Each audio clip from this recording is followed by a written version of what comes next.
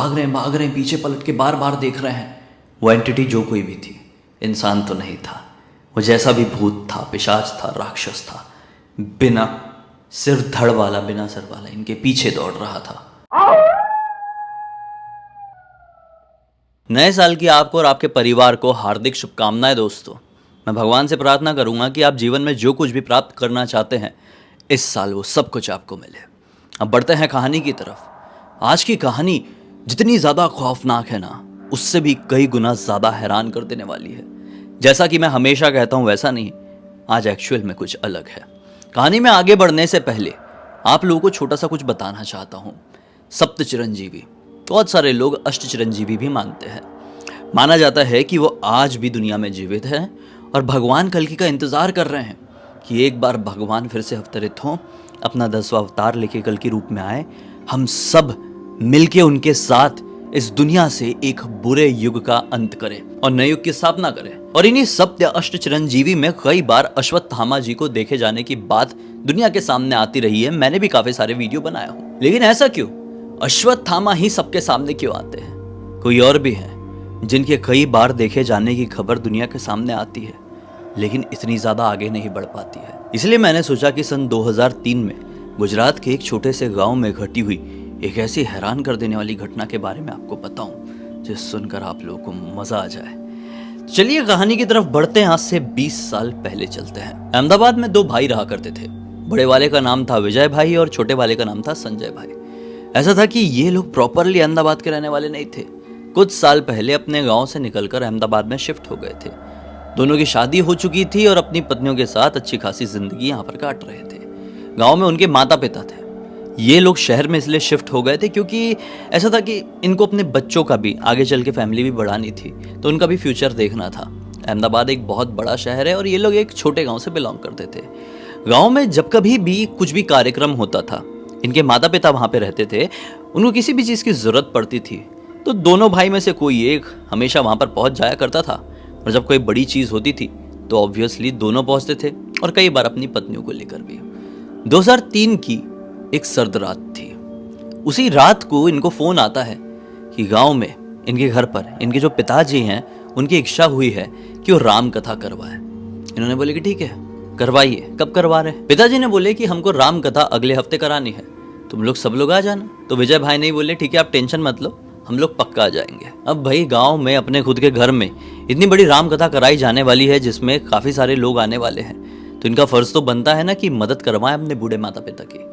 तो ये दोनों ने अपनी अपनी पत्नियों को पहले ही गांव भेज दिए। यानी जिस दिन राम कथा होने वाली है उससे ठीक 3 दिन पहले अपनी पत्नियों को भेज दिए कि तुम लोग जाओ और वहां पर माता पिता की, अपने सास ससुर की मदद करो। हम लोग अपने काम के चलते थोड़े अटके हुए हैं और जिस रात को राम कथा होगी उसी शाम को हम लोग यहाँ से 5 बजे के आसपास निकल जाएंगे। राम कथा अच्छे से अटेंड करेंगे, उस रात को बढ़िया रुकेंगे और फिर अगले दिन वापस से हम लोग अहमदाबाद लौट जाएंगे, क्योंकि हम लोग अपने काम से छुट्टी ज़्यादा नहीं ले सकते। बिजनेसमैन थे दोनों। इनकी पत्नियां वहां पहुंच जाती है और पूरी तैयारी में लग जाती है। 3 दिन बाद राम कथा का दिन था। शाम के 5 बजे संजय भाई और विजय भाई दोनों ने डिसाइड किए थे कि अपन बाइक से निकलेंगे बढ़िया। अहमदाबाद से 5 बजे इन लोगों ने अपनी बाइक स्टार्ट की है और रात में यही कोई 8 बजे के आसपास अपने घर पहुंच गए। गाँव में बढ़िया से तैयारी थी और राम कथा पूरा, मतलब ये रात जागरण होने वाला था, मतलब पूरी रात जो जागरण होता है ना रात भर जो चलता है वैसा वाला। तो ठीक है, ये लोग 8 बजे के आसपास पहुंच गए और राम कथा लगभग शुरू हुई ही थी। बैठे ध्यान से सुन भी रहे थे, पूरी तरह से एंजॉय भी कर रहे थे। दोनों ही भाई काफी ज्यादा धार्मिक प्रवृत्ति के थे, इसलिए इन्हें भी यहाँ पर बहुत अच्छा लग रहा था, क्योंकि शहरी दुनिया में भाग दौड़ भरी जिंदगी में ये सारी चीजें पॉसिबल नहीं हो पाती है। रात के तकरीबन 10 बजे के आसपास अचानक से विजय भाई के फोन में किसी का कॉल आता है। बोलते हैं कि आपको जल्दी से जल्दी आना पड़ेगा, अपने बिजनेस में कुछ तो भी लफड़ा हो गया, कुछ प्रॉब्लम हो गया। विजय भाई अपने छोटे भाई संजय को बताते हैं, बोलते हैं कि ऐसी ऐसी बात है यार, अपन को निकलना पड़ेगा। संजय भाई भी बोलते हैं कि कोई ऑप्शन नहीं है, निकलना ही पड़ेगा और दोनों को ही जाना पड़ेगा। राम कथा चल ही रही थी, दोनों को बहुत बुरा लगा, लेकिन फिर भी अपने माता पिता और अपनी पत्नियों से कहे कि हमको निकलना होगा। घर वालों ने भी उनकी बात को समझे और बोले कि ठीक है कोई बात नहीं, अपना काम वाम खत्म करके 1-2 दिन की छुट्टी लेके आओ, ताकि हम सब लोग मिलके अच्छा टाइम स्पेंड करें। इन लोगों ने भी आशीर्वाद लिए, पैर पड़े और निकले वहाँ से निकले हैं। रात का वक्त था, सुनसान जंगल था, बीच में खाई भी पड़ती, कई शमशान घाट, कई कब्रिस्तान भी। संजय भाई बढ़िया से गाड़ी चला रहे हैं, विजय भाई पीछे बैठे हुए हैं कि अचानक से एक सुनसान अंधेरे रास्ते में आकर इनकी गाड़ी खटखट खटखट करके बंद पड़ जाती है। इनका दिमाग खराब हो जाता है कि ये क्या हुआ। इंडिकेटर में देखते हैं कि पेट्रोल पूरा जीरो। ये कैसे हो सकता है? ये लोग अपने गांव से निकले थे, थोड़ी आगे पेट्रोल पंप मिला था, लगभग फुल टैंक अपनी गाड़ी में कराए थे, लेकिन ये क्या, कुछ ही किलोमीटर आने के बाद ये गाड़ी से पेट्रोल कहाँ गायब हो गया। ये दोनों टेंशन में आ गए, बोले कि क्या करे, धक्का मार के आगे ले चले क्या। लेकिन विजय भाई बोलते हैं कि नहीं, ये जगह ठीक नहीं है, हम ज्यादा देर तक ऐसे ही धक्का मारते मारते यहाँ पे आगे बढ़ते रहेंगे तो हमें कोई परेशानी हो सकती है। संजय भाई ने बोले ऐसा आप क्यों कह रहे हैं?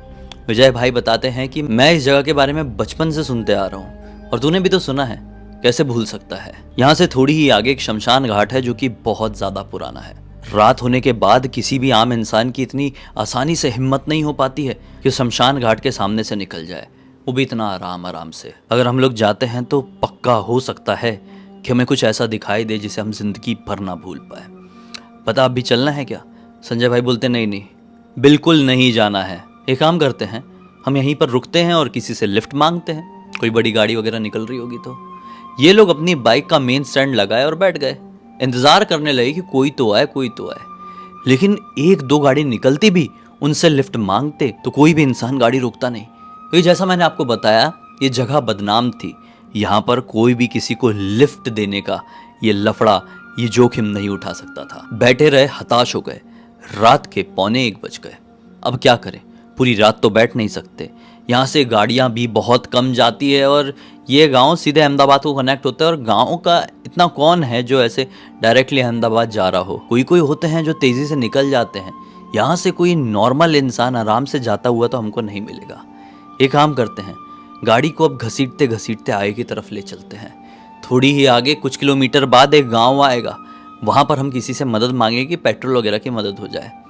संजय भाई विजय भाई दोनों डरे हुए थे, लेकिन कोई ऑप्शन नहीं था, इनको निकलना ही था। अपनी गाड़ी को धक्का मारते हुए ये लोग आगे बढ़ चले। शमशान घाट क्रॉस हो गया और कुछ भी दिखाई नहीं दिया, लेकिन शमशान घाट से मुश्किल से ये लोग 100 कदम आगे बढ़े होंगे। हालत तो खराब हो गई थी थकान के कारण कि अचानक से इनको किसी के दौड़ने की आवाज़ सुनाई देती है। ये दोनों घबराकर गाड़ी रोकते हैं, धक्का ही दे रहे थे ना। रोड पूरी तरह से सुनसान थी, आजू बाजू दोनों तरफ जंगल पेड़ पौधे थे। उसी तरफ से किसी के दौड़ने की आवाज़ सुनाई दे रही थी। रुक के थोड़ा ध्यान से देखे हैं कि अचानक से क्या पाते हैं कि जिस साइड से ये चल रहे हैं उसी साइड में जंगल की तरफ से कोई दौड़ के इनकी तरफ आ रहा है। और जो कोई भी दौड़ के इनकी तरफ आ रहा है ना, उसका पूरा धड़ वाला हिस्सा तो है, ये वाला हिस्सा है ही नहीं। इन दोनों की ये देख के हालत खराब हो जाती है, दिमाग काम नहीं करता है। अपनी बाइक को वहीं पर छोड़ते हैं और उल्टा पीछे की तरफ भागने लगते हैं, क्योंकि वो जो कोई भी था वो इनकी तरफ ही आ रहा था। ये सामने की तरफ नहीं भागे, पता नहीं क्यों नहीं भागे। लेकिन कई बार ऐसा होता है ना कि डर में हम लोग सोच नहीं पाते हैं, हम लोग बस अपने आप को बचाने के लिए कुछ भी करना चाहते हैं। ये अपने आप को बचाने के लिए उल्टा भागने लगे, शमशान घाट की तरफ भाग रहे हैं, पीछे पलट के बार बार देख रहे हैं। वो एंटिटी जो कोई भी थी, इंसान तो नहीं था, वो जैसा भी भूत था, पिशाच था, राक्षस था, सिर्फ धड़ वाला बिना सर वाला इनके पीछे दौड़ रहा था। जैसा कि मैंने बताया, दोनों धार्मिक प्रवृत्ति के भाई थे, जोर जोर से हनुमान चालीसा का पाठ करने लगे। लेकिन फिर भी जब वो बहुत ज्यादा नजदीक आ गया तो दोनों ने सरेंडर कर दिए और ये सोच लिए कि आज तो हमारा खेल तमाम, क्योंकि हम हनुमान चालीसा का भी पाठ कर रहे हैं, कुछ हुआ नहीं। संजय भाई बोल भी देते हैं, क्या फायदा हनुमान चालीसा का कि हम उन्हें इतना याद कर रहे हैं और ये एक बुरी शक्ति हो के आज हमें खत्म कर देगी। कितने में ही इन लोगों को सामने की तरफ से एक गाड़ी इनकी तरफ आती हुई दिखाई देती है। ये दोनों को देखकर अच्छा लगता है। गाड़ी का जो हेडलाइट था उसकी रोशनी इतनी तेज थी कि इन दोनों को आंखों में कुछ दिखा नहीं, और वो गाड़ी ने भी अपनी रफ्तार बढ़ाई और इनके सामने आके वो गाड़ी रुक गई। जो गाड़ी चला रहा था वो मुश्किल से 20-21 साल का लड़का था, एक साधारण सा लड़का दिखाई दे रहा था। उसने बोला, क्या हो गया, आप लोग इतने घबराए हुए यहाँ पर ऐसे क्यों भाग रहे हो? उन्होंने कुछ नहीं बोले, क्योंकि हाँफ रहे थे, डरे हुए थे। गाड़ी में ऐसा हाथ रख के, क्योंकि लगभग इनकी जान निकल ही चुकी थी। ये एक बहुत बड़ा रिलीफ था। ये कुछ बोले नहीं। लड़के ने 2 बार पूछा। इतने में ही वो जो गाड़ी का पीछे वाला हिस्सा था वहां से एक बूढ़ा आदमी उठा, ज्यादा उम्र का, सफेद दाढ़ी थी, सफेद बाल थे और वाइट कलर के ट्रेडिशनल जो गुजरात के कपड़े होते हैं वैसा पहना हुआ था। वो बूढ़ा आदमी कहता है कि क्या हो गया भाई, बच्चे को देखकर जवाब नहीं दोगे क्या? क्या हुआ? आओ इधर बताओ मुझे, क्यों इतने घबराए हुए लग रहे हो? इन्होंने सारी बातें उस बूढ़े व्यक्ति से बता दी। बूढ़े व्यक्ति क्या कहते हैं कि पहले तो आओ, तुम मेरी गाड़ी में मेरे साथ बैठो, फिर बात करते हैं। अब ये लोग आगे की तरफ बढ़ने लगे। ये लोग अपनी बाइक छोड़ के ना लगभग 2 किलोमीटर आगे भाग चुके थे। अब वो लड़का अपनी गाड़ी धीरे धीरे चला रहा है और गाड़ी के पीछे वाले एरिया में वो बूढ़ा आदमी और संजय भाई, विजय भाई दोनों बैठे हुए हैं। बूढ़ा आदमी ने देखकर कहता है कि पहले तो तुम्हारी गलती है, तुम लोगों को आज इस रास्ते में ऐसे नहीं निकलना चाहिए था। काफ़ी रात हो रही है और आज काली चौदस है।